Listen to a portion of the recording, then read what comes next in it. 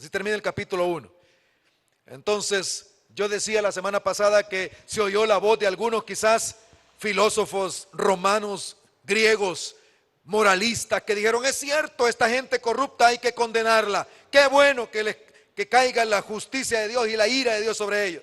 Pero entonces Pablo da vuelta y dice: ahora quien quiera que seas tú que estás juzgando, cualquiera que seas tú que estés juzgando, si tú estás juzgando, te estás condenando, porque en lo que juzgas a otro te condenas a ti mismo, porque tú que juzgas haces lo mismo. Entonces, quiere decir que ahora se da vuelta Pablo en el capítulo 2, versículo 1 al 16, hacia los moralistas, hacia ese grupo de gente que promueve lo bueno, promueve que hay que hacer bien las cosas, pero ellos no están dispuestos a hacerlas. Los moralistas, habían bastantes en Roma, habían bastantes en aquellos lugares. Yo mencioné algunos en la semana pasada. Gente que buscaba que los demás vivieran bien, que fuera una ciudad bonita, que fuera una ciudad, que la ciudad de Roma fuera una ciudad de bien, que fuera una ciudad, como decían ellos, eterna, que fuera algo bonito aquello, una convivencia buena. Y le ponían leyes a la gente, pero ellos no estaban listos a hacerlas. Le ponían a las leyes a la gente que fueran honestas, que los iban a castigar si los encontraban robando alguna cosa, pero ellos robaban. O sea, hacían lo mismo, eran moralistas nada más. Pero de repente se puede oír una voz que dice: sí, es cierto, esta gente, estos filósofos griegos, esta gente pecadora, es que ellos no son del pueblo de Dios. Pero nosotros somos los que tenemos la ley, nosotros sí. Y el apóstol Pablo se da vuelta y ahora va con los religiosos. Ahora va con los religiosos.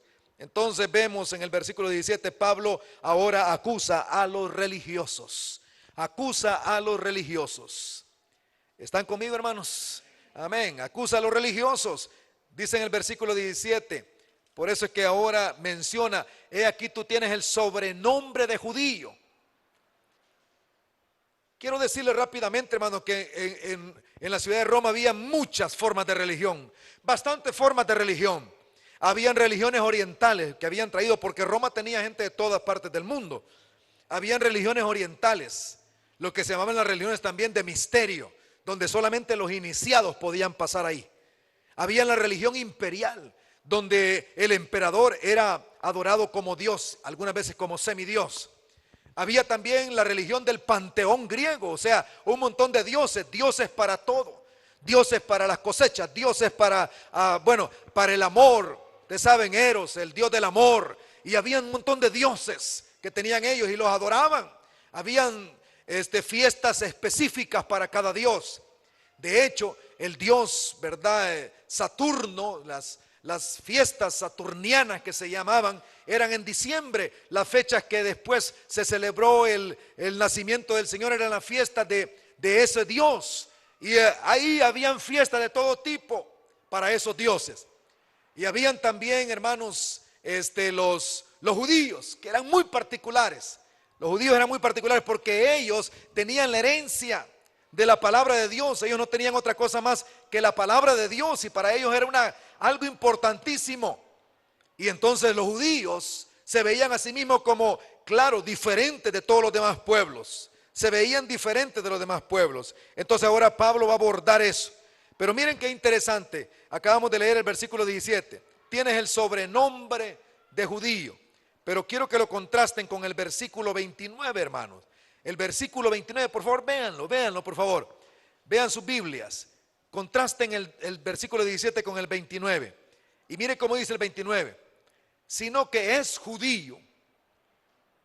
Es judío, hasta ahí no más lleguemos. ¿Qué es lo que quiero decir aquí? Que en el versículo 17 dice que tiene el nombre, tiene el sobrenombre de judío. Pero el versículo 29 dice que es judío. El apóstol Pablo va a decir quién es. Y aquellos que solamente tienen el nombre. O sea que habían judíos que tenían solo el nombre, pero no eran verdaderamente judíos. Solo tenían el nombre.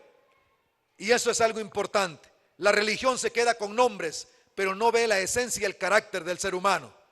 La religión lo que hace es ponerle nombres a la gente, nombres y nombres y nombres, títulos y cosas, rótulos, pero Cristo lo que hace es cambiar el carácter del ser humano, cambiar al ser humano en su ser interno. Así que aquí el apóstol Pablo va a hablar de la religión. Ahora, la religión ha fracasado, ¿por qué? Quiero decirles tres cosas por las que yo creo que la religión ha fracasado. de acuerdo a este pasaje. Tres cosas. Número uno, versículos 17 al 24. Las normas ha fracasado porque las normas o leyes no dan vida. Las normas o leyes no dan vida. La religión ha fracasado, fracasó en el pasado y fracasa ahora y fracasará en el futuro. Porque las normas o leyes no dan vida. ¿Qué significa esto? Significa, hermanos, que en lugar de dar vida producen orgullo. Producen orgullo. Miren cómo dice el versículo 17. Y aquí tú tienes el sobrenombre de judío y te apoyas en la ley. Y te glorías en Dios. Quiero hablar de esa expresión, te glorías en Dios. Te glorías en Dios. ¿Qué significa te glorías en Dios? En este contexto. Esa palabra gloriarse es jactarse, enorgullecerse. Y en algún contexto bíblico es algo correcto. Dice, por ejemplo, el apóstol Pablo en otra porción, en otra epístola, dice él, que si alguno se gloría, gloríese en el Señor. Pero aquí no está en ese contexto. Aquí lo que está diciendo es que el judío se jactaba frente a los demás. Se jactaba en medio de todas las religiones que ellos eran diferentes.